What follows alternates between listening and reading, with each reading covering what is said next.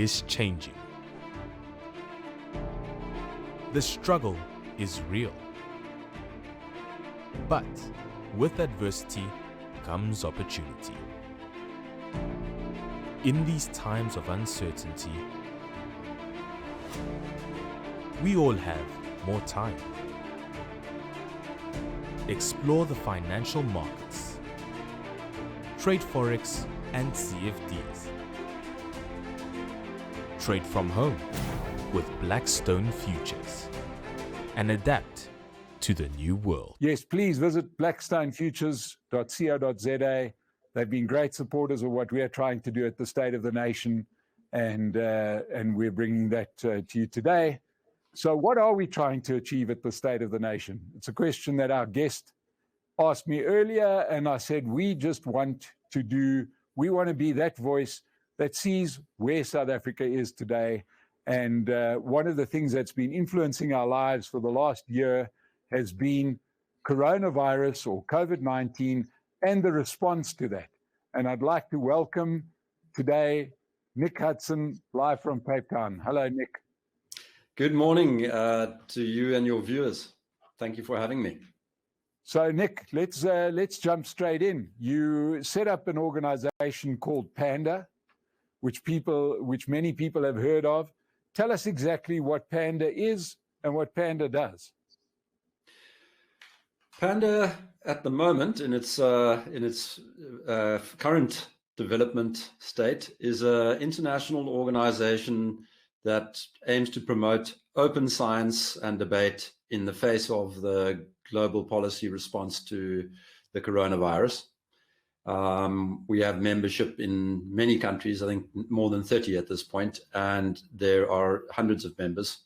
About half of the membership are scientists of varying disciplines, and the rest are people who do a variety of support functions from media and communications related things, editing videos, putting all of the formatting onto the documents that we produce, and also the operations people who support us with scheduling and logistics along the way, and of course finance. The initial reason for forming Panda was that it was a small group of people originally in South Africa who were alarmed by the failure of governments all around the world to perform any form of cost-benefit analysis before deciding to implement lockdowns. And we sought to correct that by pointing out that there were negative consequences to lockdowns, and that those negative consequences, including the economic consequences, mediated a public health impact all of their own, which we thought was obviously going to be much greater than the benefits that stood to be obtained by any type of flattening of the curve, as the popular saying went when lockdowns were originally entered into.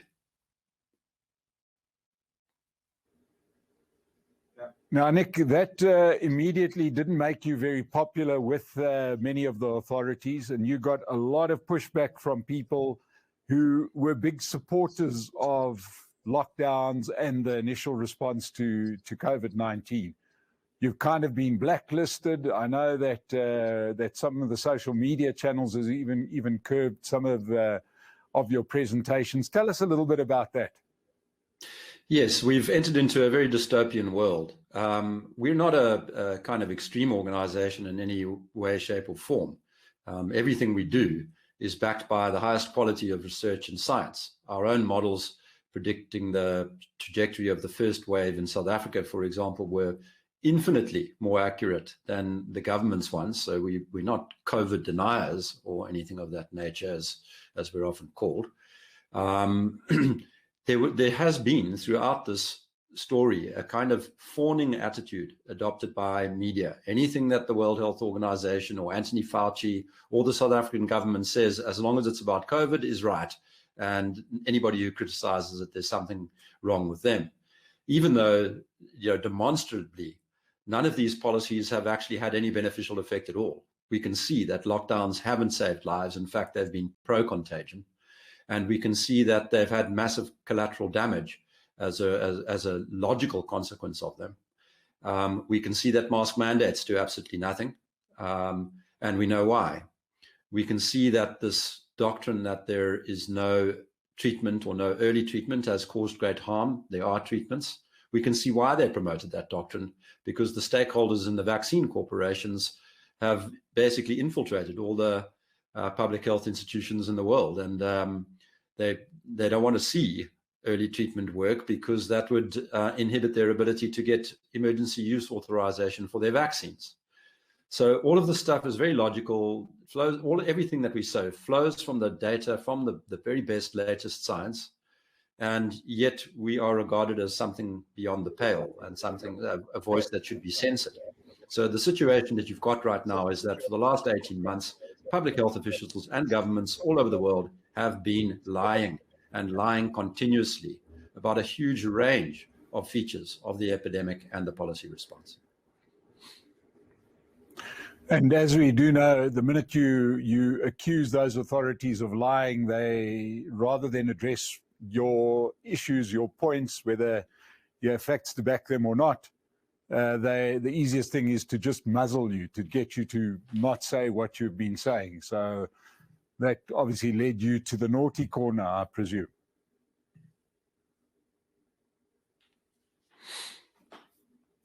Sorry. So here we are, Nick, and tell us, just go through the initial stages of this, because you guys got onto this fairly early in the game, being critical of lockdowns and so on. What, in your opinion, was the right should have been the right initial response to COVID-19? Back up, and we apologize for the technical difficulties. We are just going to go through what Panda thought would have been the correct response, and then we're going to move quite swiftly towards where we are now with a vaccine that seems to be effective, and where they think we should go now, and what the response should be from authorities in South Africa and the rest of the world should be right now to this COVID-19 issue. Hi, Nick, I see your picture's back. Can you hear us now? I can hear you perfectly. I'm not too sure what happened there. Okay, sorry about that. So, Nick, I just wanted, let's jump straight back into it. In your opinion, where did the response go wrong? What should it have been?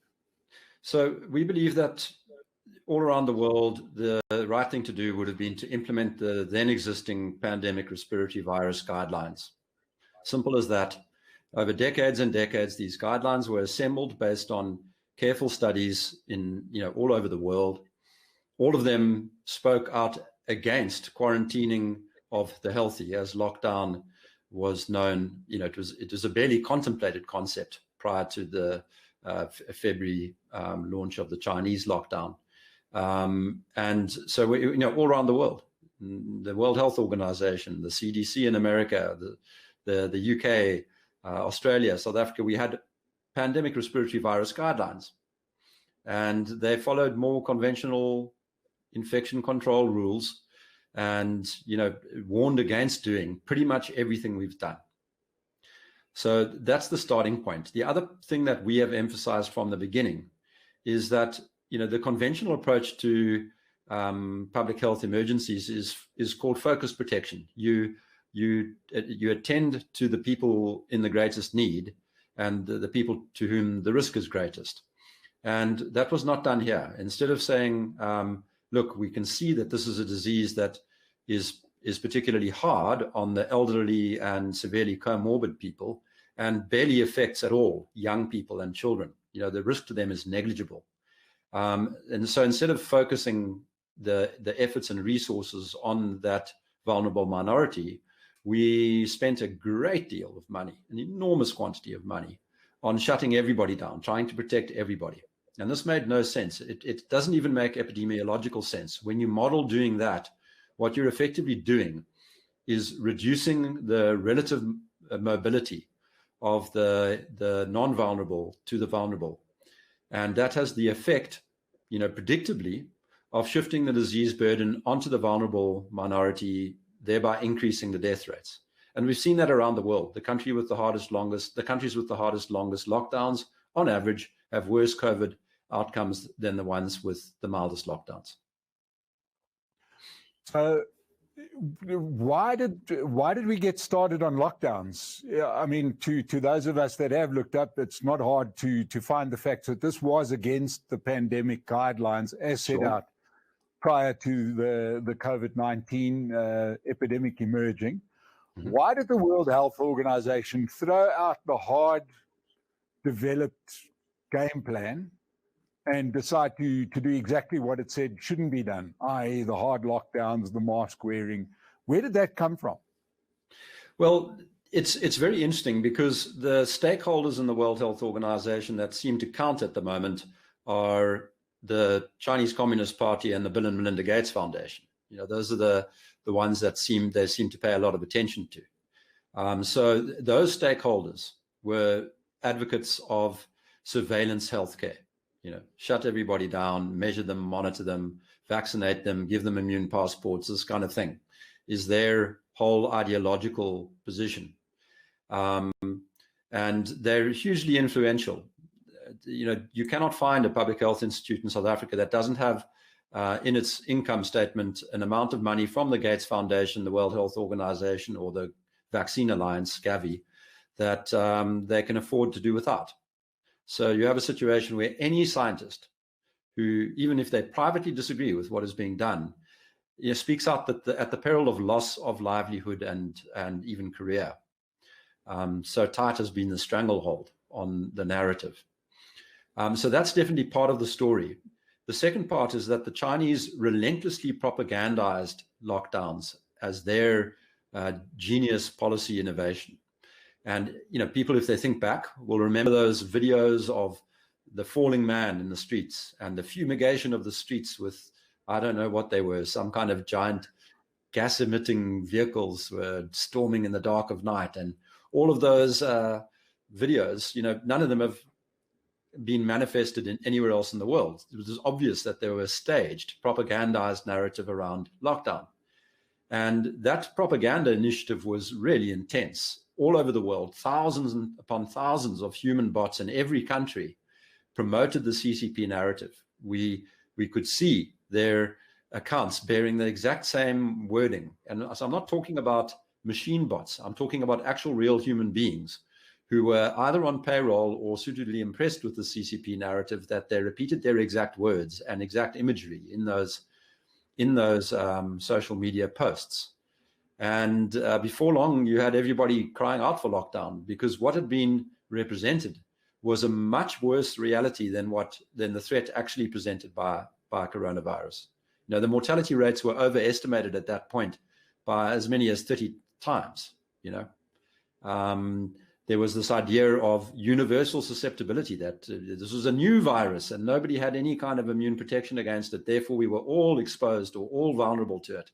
This is totally false. It was even known in February that this virus was very closely related to other viruses that have been in circulation broadly for many, many years in the human population.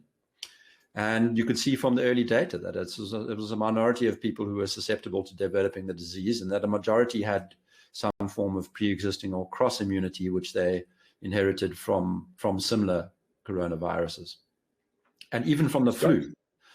Yeah. So I can understand the motivation almost of a Bill and Melinda Gates. Let's just say their intentions were honorable. They tell everybody, listen, why don't we all lock down? Why don't we all just go to our 20-room mansion in the Bahamas and have a couple of days off?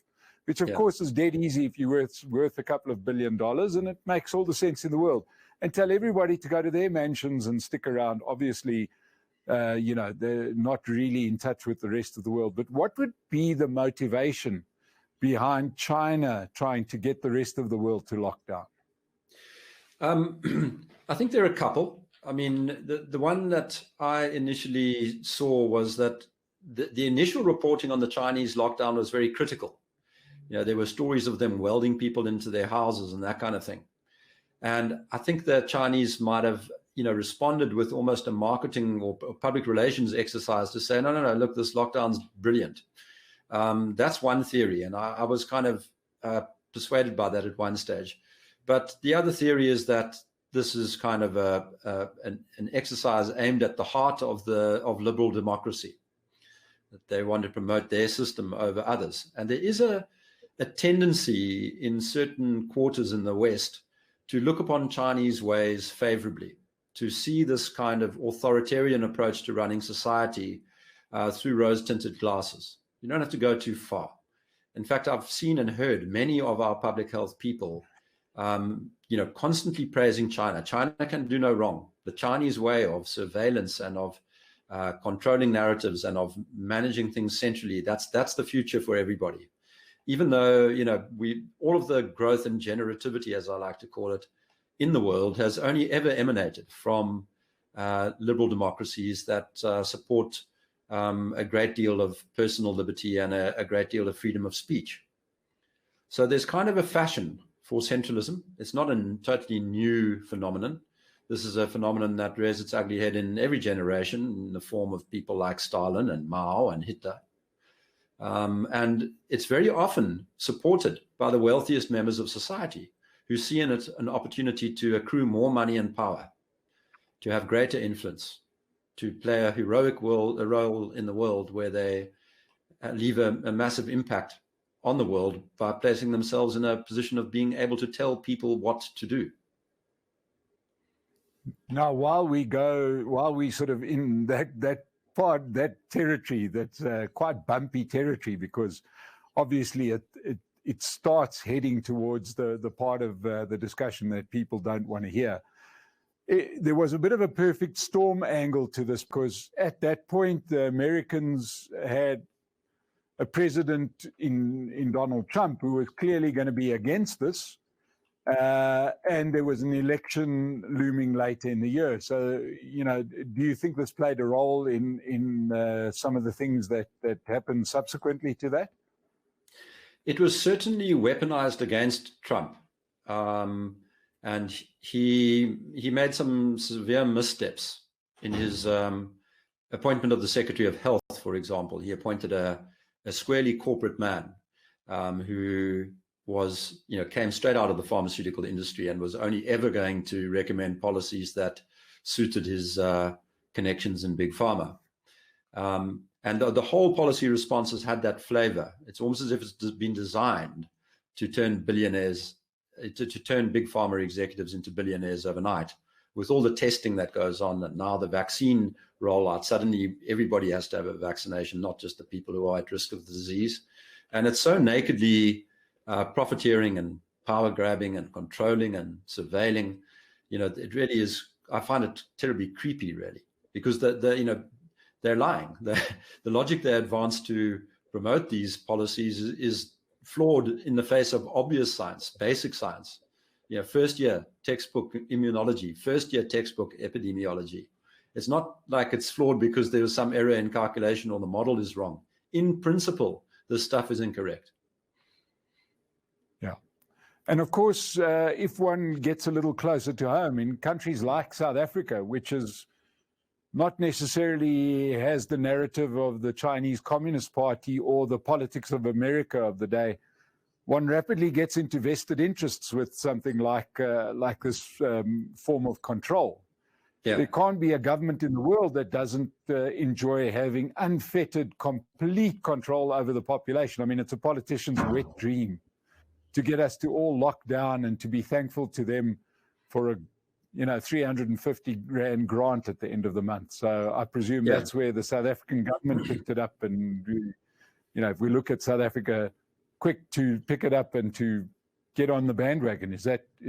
Am I reading it correctly? Yeah, very much so. That there isn't a politician, there is barely a politician in the world who would turn down the opportunity for greater power and control, especially when that is being supported by the media.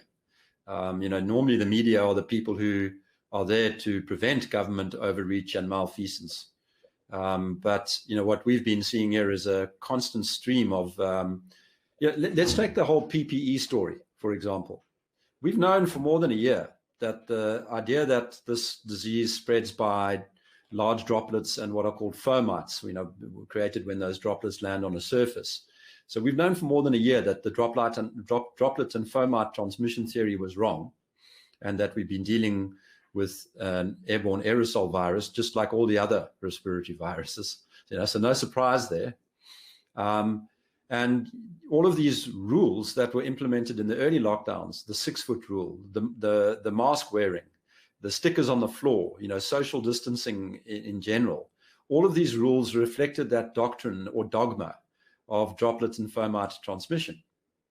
But as the science sort of corrects itself and we throw out the droplet and fomite transmission story and replace it with the aerosol transmission story, which both the World Health Organization and CDC have belatedly acknowledged to be the case, we don't change the policy. Everybody still has the silly stickers and everybody's still running around with cloth masks, which do absolutely nothing to prevent an airborne respiratory virus. And you can unpack it further. We said at the beginning that there's no way, mechanistically, there's no mechanistic explanation for a cloth mask working in the face of a respiratory virus. And we can see in the data that there's no sign that they do work. Mask mandates show zero signal in the data. The studies supporting their use were hopelessly weak, very low quality study by the admission of the European CDC, which did a meta-analysis recently and evaluated every single study as being of low quality and 2/3 of them as being biased. So we had a hell of a lot of good reason to be able to see that mask mandates were a pointless exercise, but we knew why they were being implemented. They were being implemented to project a narrative of fear. They formed a constant reminder of the presence of this so-called deadly virus, this novel deadly virus. And people called us conspiracy theorists for saying that. But of course, history has a way of writing itself. And along comes revelations from the UK SAGE team's SPY B unit. That's their behavioral science unit, stuffed with these people who are there trying to project a narrative of fear so that they can turn the population pliable and get them to do what they think ought to be done. And we can see them having discussions, saying to each other, look, there's no evidence for the effectiveness of masks, but we need them as a form of behavioral control. So there's evidence for what we were saying and no evidence for the use of masks. So the stuff does get very dark, and it speaks again to that whole conceptual framework. It's a complete upturning of conventional principles of public health. Instead of informing people correctly about their risks and leaving it up to them to make their own trade-offs, do I lose my income and ability to feed my family, or do I take a chance with the virus? I'm only 40 years old or whatever, and I'm not at risk. Instead of allowing people to make their own decisions, they took the decision-making upon themselves, decided what the decisions ought to be, and got the population to go along with it by literally brainwashing them constantly with advertising and media messaging. I mean, I turned on Fine Music Radio the other day to hear that they were still playing radio adverts for the government telling everybody about droplet transmission. So, I mean, that's been wrong for a year. Yeah. I must admit, I'm no epidemiologist and I'm not a member of Panda, but I managed to see a minute article somewhere which said that they totally debunked the idea of surfaces. Yes, as a transmission thing. And they said that when they did their initial studies that led to this idea that you got to sanitize everything all the time, it was based on having you picking up a certain item after it had been sneezed on by 100 COVID positive people simultaneously, and you pick it up within a couple of seconds. That was basically absolutely the research. I mean, they never really had a plausible mechanism for how that would work, as you correctly pointed out. From the start, the idea of sealing everything in plastic and wiping everything down and all of this was ridiculous. They never had a mechanism. Yeah. But, for a year now, it carries on. If you go and visit the Slow Lounge, as I did the other day, I was gobsmacked, and somehow it's ridiculous. I was amused. The individual slices of bread are wrapped in plastic. Every knife and fork is wrapped in plastic. Yes. There's this kind of still this idea that I can touch something and it can give me COVID, and that's completely false. But it's carried on for more than a year and a half. Now, of course, from the early stages, Nick, there was some vocal dissenters, and the most visible form of dissent came from the Swedish government. Yes. Which seemed to be the only government and one must say initially Boris Johnson in the UK, but certainly in Sweden they said, this is totally mad, we're not doing it. And despite all the pressure, Sweden held the line and never did lockdowns. Yeah, I'll just correct that slightly. What happens in Sweden is that there's a very rigid separation of politics and science. So the public health institutions are, ironclad, have ironclad shields against political influence. And so all that happened there was the scientists didn't feel that they would lose their jobs if they went and did what they knew to be the correct thing. Whereas in other countries, all of the scientists succumb to the will of their political and corporate paymasters. And then, so Nick, what has been the outcome of Sweden? Because obviously it was big news. There was also very, very big news when there was an outbreak in Sweden. And for the last year, it's been really difficult to get any information, certainly for me as a concerned layman, yes, as to what's going on in Sweden. What has been the Swedish experience? The Swedish experience was so good that you can't get an article into a newspaper out. It'll be censored. Okay. So what happened was the modelers who were convinced that lockdowns worked, even though already by the time they were doing the modeling, it was clear that they didn't, said that if Sweden didn't lock down, it would experience up to 90,000 excess deaths over the period of a few weeks to months. And that's a lot for a country the size of Sweden. In the event, as you correctly point out, they did not lock down, and they ended the year, not just a few weeks, they ended the year with anywhere between 0 and 7,000 excess deaths, depending on how you measure it. In other words, 95%, call it, 95% less excess death than predicted. It was, by any way you measure it, a pretty normal year for Sweden in terms of mortality rates. And it ranks, in the best half of countries in Europe, not remarkably different from the average of its neighbors. There was this trick of trying to choose the best neighbor and compare it to Sweden, even though Norway and Finland had a lot of characteristics that are different from Sweden, and Sweden did a lot better than its neighboring UK, for example. So the reality was that Sweden had a minimal impact from a collateral damage perspective, and a pretty light epidemic from a coronavirus perspective. There were definitely things they could have done better, but I actually caution people to be suspect of that narrative, because it's just very hard to do anything helpful about a rapidly spreading respiratory virus, airborne. Basically everybody will be exposed. Yeah. Now, Nick, I think that I want to just pause for a second to go to a question that's just come in from Cassie Beluigi, if we can just go up to the top, where she said, December UK figures were 60,000 a day. Lockdown happened and it went down to 6,000. Now we open and figures are up, but people are vaccinated, so the deaths are low. How can this be trash? Full trains, are you saying that masks are useless?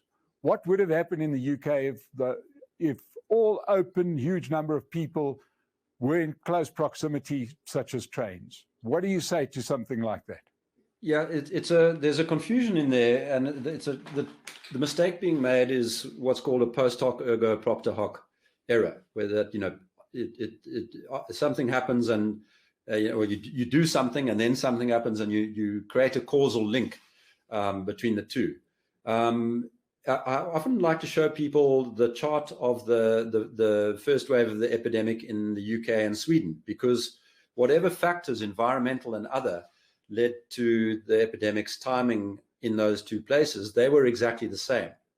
And so I joke that what happened was the UK's lockdown was so good that it even had a good effect in Sweden, which didn't lock down, So you can see from a simple analysis like that the causal relationship is at least in doubt. The right way to analyze these things is to do them statistically. You throw all of the countries in the world into a big bin, and you average, and you don't go and cherry pick. And when you do that, you can see that there's no benefit from lockdown. That's the first point. Second point is that if you look at the UK's epidemic curve, the disease was already in decline before lockdowns could possibly have had an effect. So this kind of idea that the rate of spread was reduced by the lockdown is completely false. There's no discontinuity around any of the lockdown implementation or suspension dates anywhere in the world. You cannot see this, and it sort of it amuses me a bit when this kind of example gets thrown our way, because we can turn it around and say, look what we did. We went from level 2 to level 4 plus B part 2. And, what's happened? Our numbers just carried on going up. And the same thing happened all the time. You could see our provinces did their own thing. They were all on their own mission, even though they were all being locked down and released at the same times. There just isn't, honestly, when you take a good data scientist, a good statistician, and say to them, here's a country curve, an epidemic curve, tell me when they're locked down. They can't. They can detect no signal in the data in any time series anywhere in the world. And that's just by the way, this has been found in dozens and dozens of formal papers now. This is not just Nick Hudson at Panda telling you what our statisticians found. This is a result that's been replicated all over the world. And Nick, of course, there's the situation is that, if I'm not mistaken, North and South Carolina in the US that had different rules and ended up with pretty much a similar result. Is that correct? Yes, you can find a lot of those pairwise comparisons. I use them as for illustrative value only, just to say, look, they're two states right next to each other, identical pandemic curves. This one had a lockdown and masks, and this one had neither. How do you explain that? But that's really just to reach people who do not have a good grasp of statistics. The right thing to do here is to analyze it in a formal and robust fashion. And when you do that, you get absolutely no benefit from lockdown. By the way, the original models that put us into lockdown were all about flattening the curve. We remember that phrase. Yes. All of those models, the trade-off that wasn't spoken about was you flatten the curve at the cost of more coronavirus deaths. And they thought that this trade-off was worthwhile to prevent overburdening of the hospital system. That's the dirty, dark secret that those modelers never tell you. And it's even worse. You get a worse impact if you uniformly, as I said earlier, reduce everybody's mobility. What you wanted to be doing was letting the youngsters get on with their lives and doing what you could to protect the vulnerable minority. That would minimize, that focused protection strategy would be the minimum mortality strategy. That is better than doing nothing, and doing nothing is better than locking down. And I just want to, it just strikes me that there's two questions that we've got to separate here. There's a question of, you're not saying that, and I think it's important, if I've got this correctly, you're not saying that COVID-19 doesn't exist or that's a conspiracy theory. What you're saying is that lockdowns is the incorrect response, Correct. For example. I think that because obviously the easy tag, as we were saying off air as we're waiting, is to class someone as a racist. That sort of tags them for the rest of their lives. And nowadays, in what you're doing, is to tag somebody as a COVID denier. And then that's the heinous crime. You're not denying that it exists. You're just saying that the response to it was incorrect. Yes. Am I correct? In other words, that the guidelines as they stood in January 2020 were in perfect shape and should simply have been implemented. And where did we get off?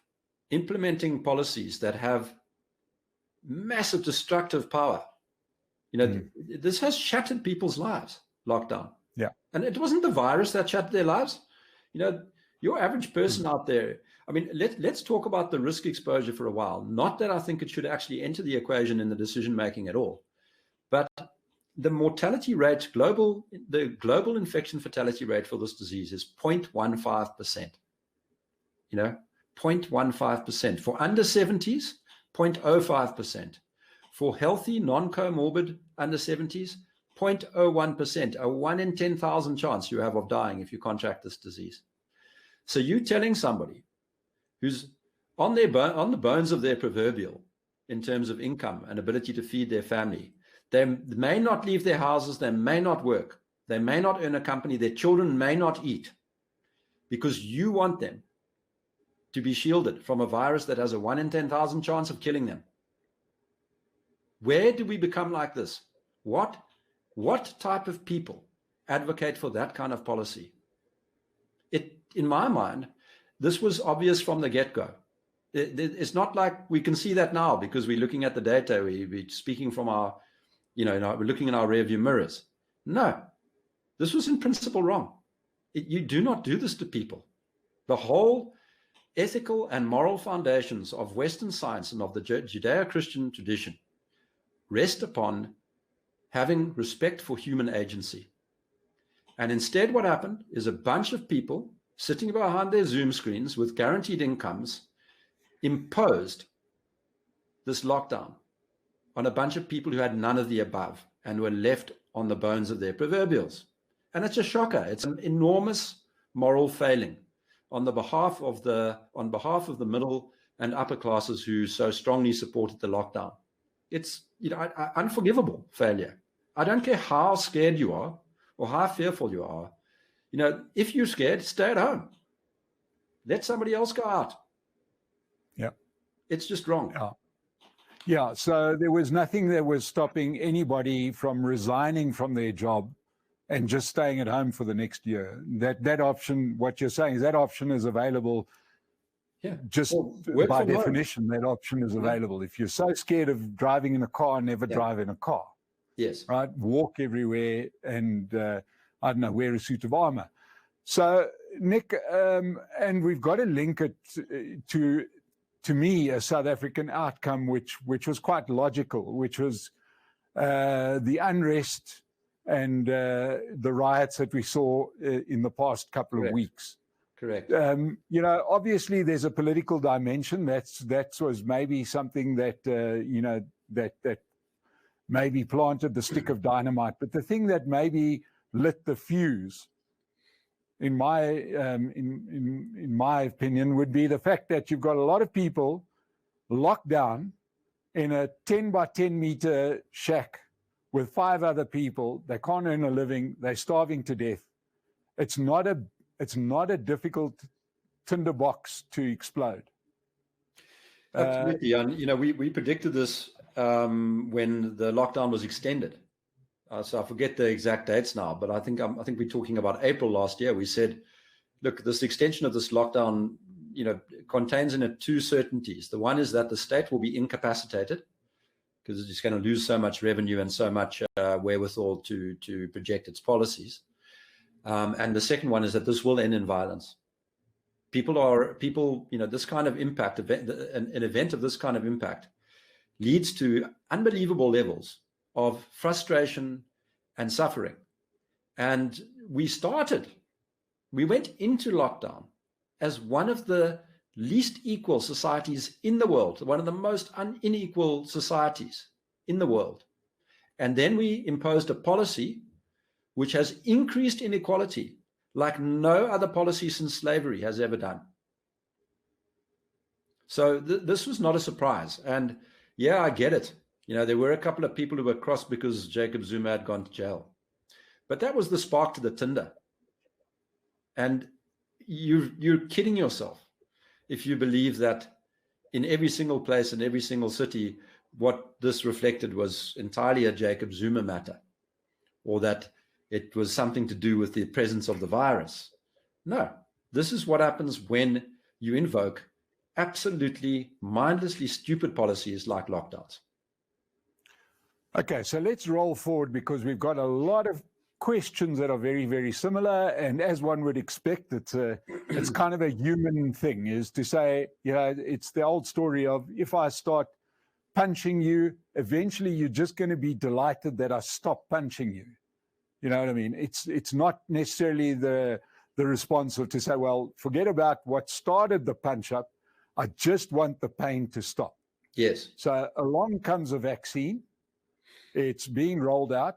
It seems to be effective by the stats that we're seeing. Where do you stand on vaccines? You mentioned earlier about big pharma, but to a degree, not to a degree, we can't deny the outcomes. We're seeing it by the stats. Yeah, so we think that the vaccines are probably effective, although not as effective as advertised. Can go into that if you want. But the important point is that our stance is consistent with everything else we've said. We support a focused protection approach to vaccination. What does that mean? It means that the minority of people who are vulnerable to severe disease courses and death should be prioritized and offered the vaccine. There should never, ever be coercion in public health as a matter of principle. This is why we have the Nuremberg Code and the Helsinki Principles, because we've seen what happens when societies go down the route of trying to coerce when it comes to medicine and public health. Every single time without failure, that ends up in disaster. And I'm very fearful that we're heading into one of those situations now. So our view is that this idea that you need to vaccinate 80 or 90% of the population is completely wrong.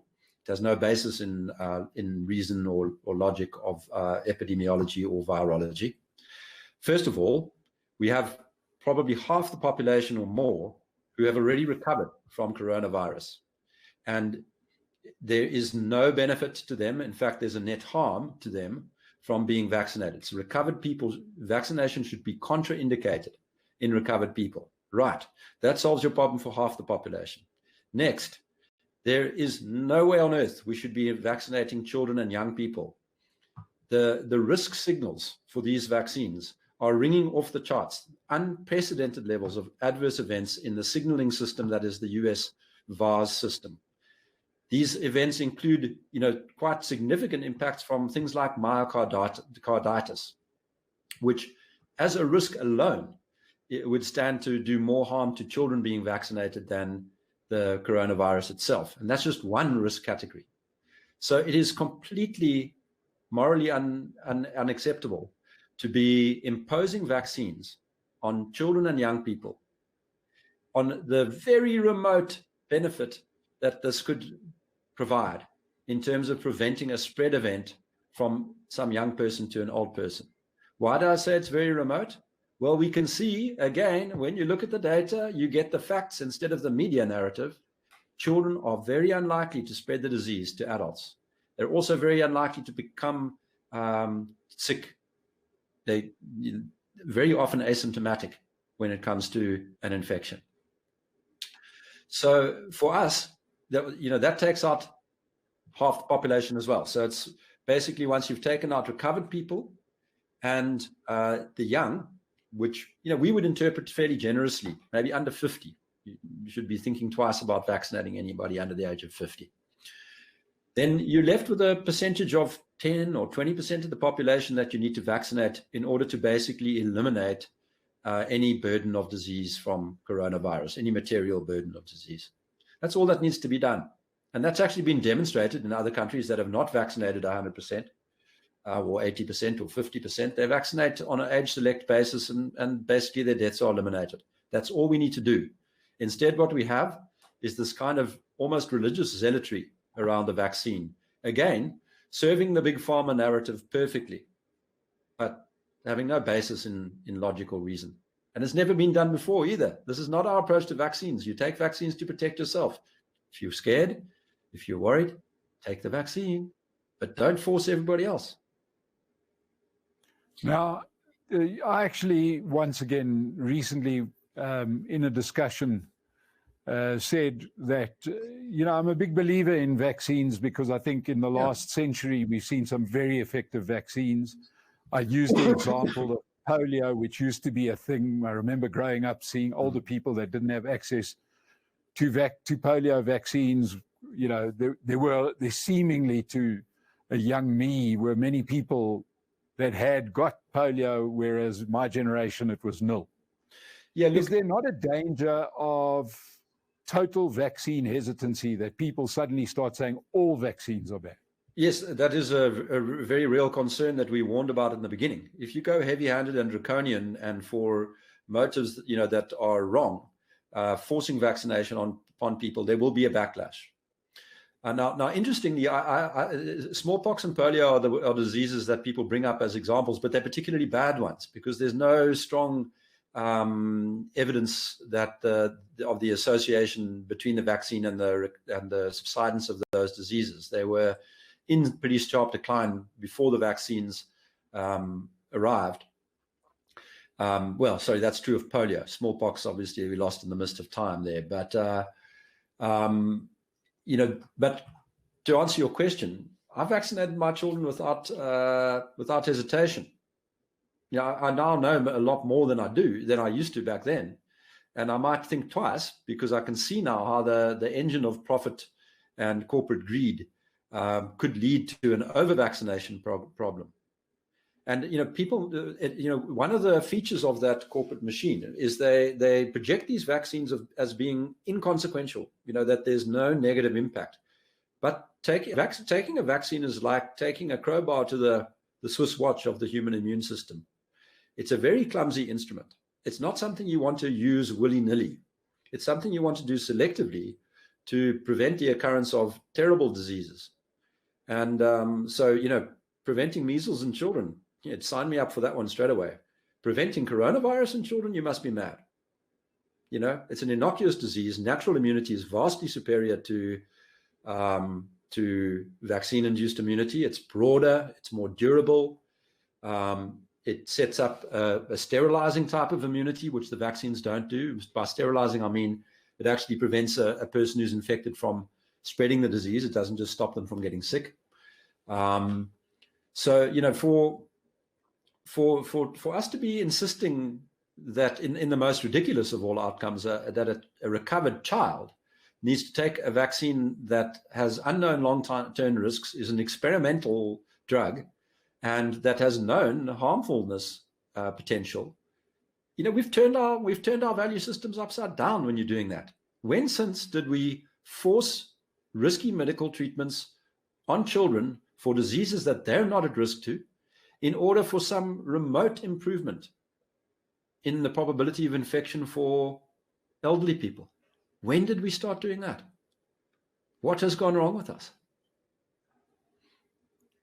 Well, I'm a little bit ashamed to admit that I've fallen into complete Stockholm syndrome. Right now, I'm prepared to inject myself with Ratex if it meant that we could get on with life again, because the cost has been enormous, right? My business is in tatters. It wasn't a very good idea to run an event company while we've banned gatherings, and livelihood's gone. Everything has been a lot of effect. This has really hurt quite badly.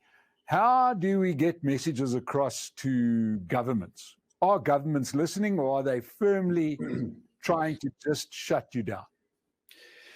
The public square, it's not just us. The public square has been shut down with the active collaboration of our media institutions, who depend at the moment on government advertising. This coronavirus advertising is their main revenue source.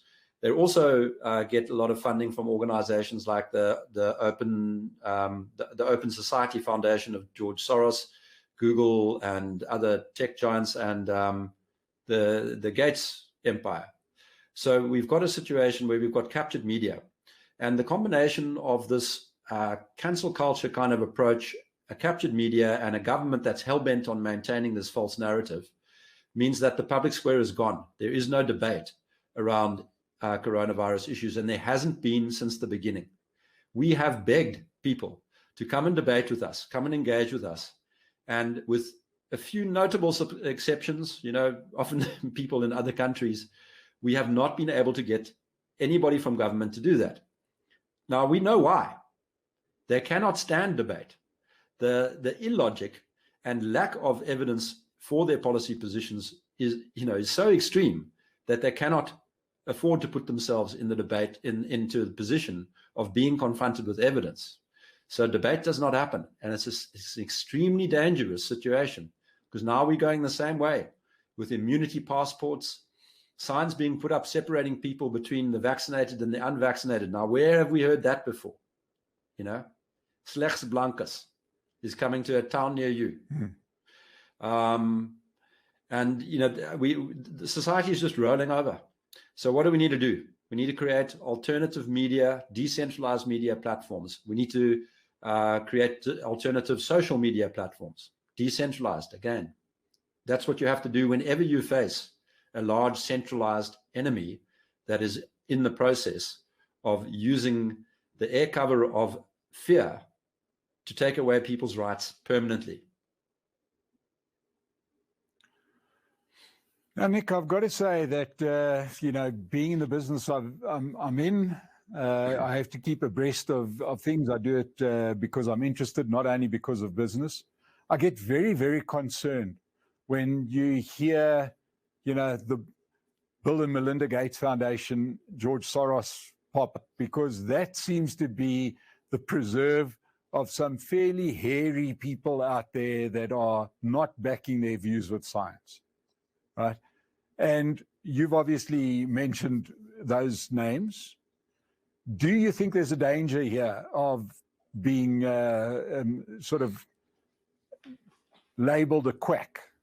Because you brought up the... There is. This is the kind of thing that gets you called a conspiracy theory, or although as I keep on pointing out to people, there's no conspiracy.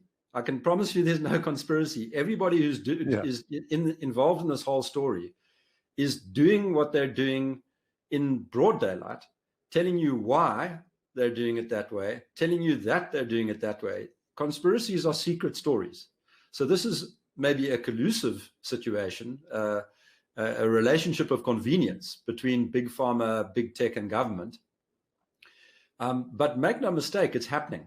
As a matter of fact, what I said earlier is true, that the Gates Foundation donates money to every single academic health institution and every single notable public health institution in this country, and nobody in those institutions can speak out as a result.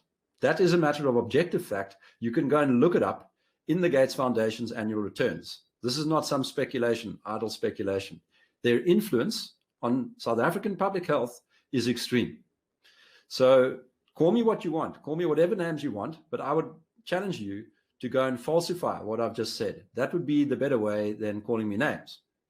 So, that's the reality here, is that we do live in a world where media and public health is controlled by agents who are outside our country and who have massive vested interests, massive. They've become a lot wealthier in this process, and everybody else has become poorer. So to me, in my mind, regarding them as heroes or anything close to it is absolutely off the mark.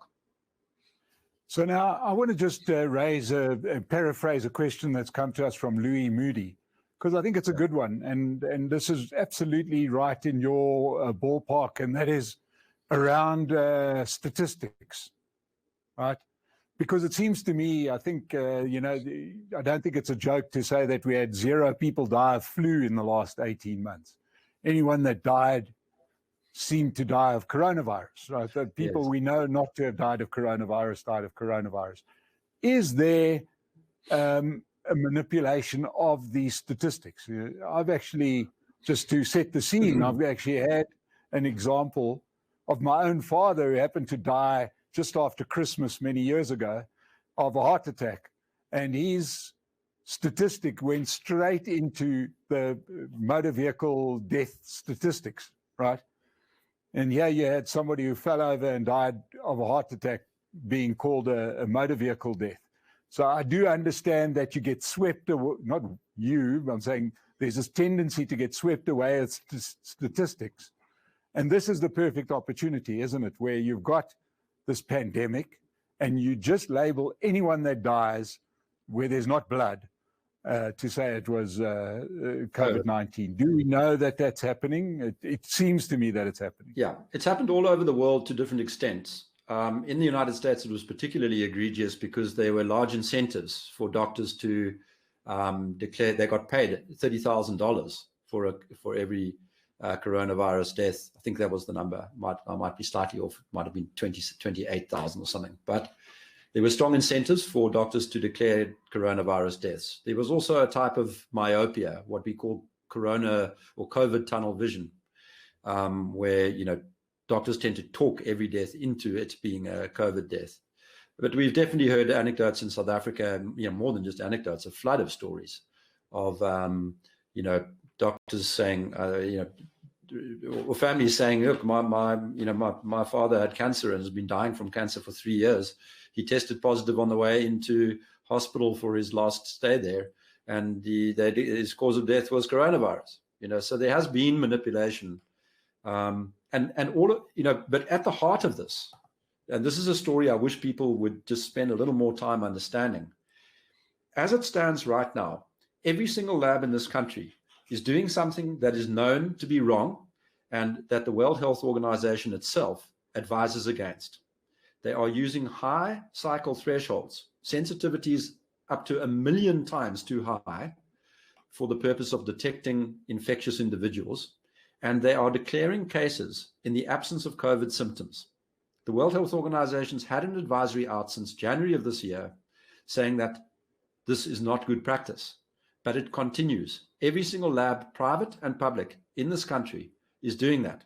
So they continue to massively inflate the numbers of cases and, as also of deaths, misattributing them to coronavirus as a result.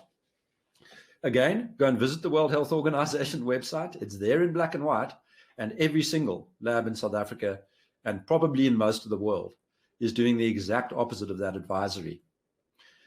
So the PCR testing story has been at the root of being able to maintain these exaggerated numbers and maintain this constant narrative of fear, which has been deliberately propagated in excess of all reasonable representation of the risk. So, my view, yes, there's been a misrepresentation, but I always say to people that it's the relevance of the fatality rate or the number of people who have died when it comes to deciding what is the right thing to do is more or less zero. The arguments I've presented to you today are true regardless of how deadly the disease is. When you've got age-based risk, very graduated, from old to young, locking down will worsen the outcome, regardless of how many people are dying. And when I say that coercion is wrong in public health, this is true, regardless of how many people are dying. So I haven't presented any arguments that depend on an assessment of the fatality rate for the disease. I only use the fatality rate to illustrate the point that the general public has got a very distorted perception of the risk owing to the deliberate propagandization of the disease, the deliberate intentional strategy of striking fear into the heart of the civilian population. Now, Nick, I want to close off with a question about the future, which, to be fair, I don't really know if it's something that you've to what degree you've looked at it, and that is, in your opinion, because it can only be an opinion, where to from here? Where do we go to from here? Will behavior change in the future? Will people be less inclined or more inclined to listen to the state in any country when it comes to another pandemic? You know what I mean? What I'm saying is, let's just say this one suddenly wraps up tomorrow, which, by the way, has to be a possibility because that's how all other pandemics, they just one day just disappear, right? Let's just say it was gone, and in 5 years' time, something similar comes again. What do you think the impact has been on the population? Do you think it's been for them to be more trusting or less trusting going forward? So, in terms, if I take my crystal ball out, I would say the following: if there isn't a backlash against public health and government and what they've done here, it will only be because we have gone into an authoritarian rule situation. Because the moment this, once the epidemic calms down and the rationale for censoring people about criticizing policy disappears, the truth will come out. And that truth will make people all over the world incredibly angry about their governments and their public health organizations. People do not know the truth. It's been kept from them. And what they've been fed on mainstream media is a pack of lies. when that is more broadly appreciated, there will be a backlash. And I think it will erode those institutions. I don't think that will be a bad thing. My conclusion after watching how these organizations behave is that large centralized articulation of public health is just a net bad. Decentralized works much better in almost all spheres, and there's no reason to have a one-size-fits-all policy for healthcare. The situation on the ground in Khayelitsha is different from the situation on the ground in Zurich. And so the disappearance of large, articulated, centralized public health, and indeed many forms of government, would, I think, be a wonderful thing for the world.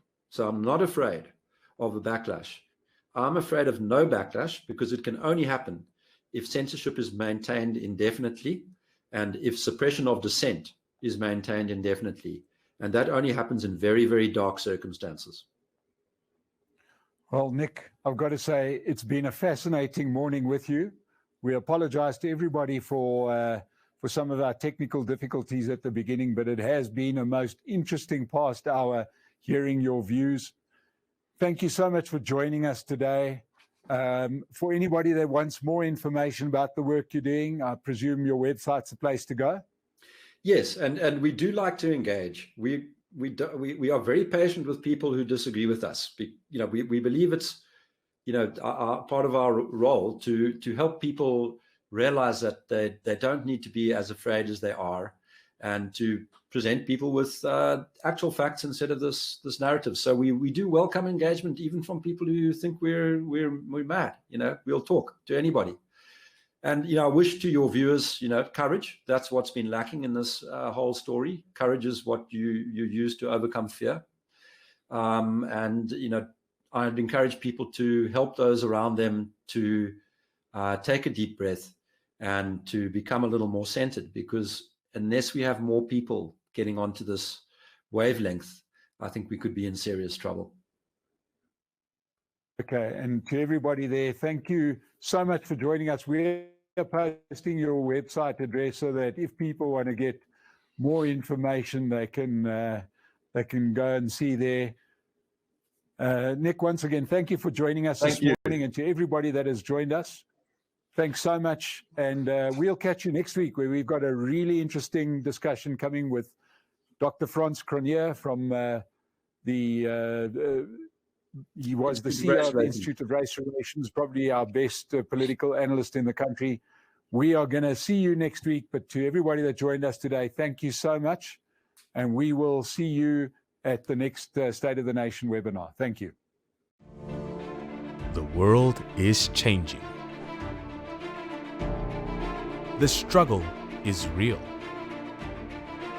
But with adversity comes opportunity. In these times of uncertainty, we all have more time. Explore the financial markets, trade Forex and CFDs. Trade from home with BlackStone Futures and adapt to the new world.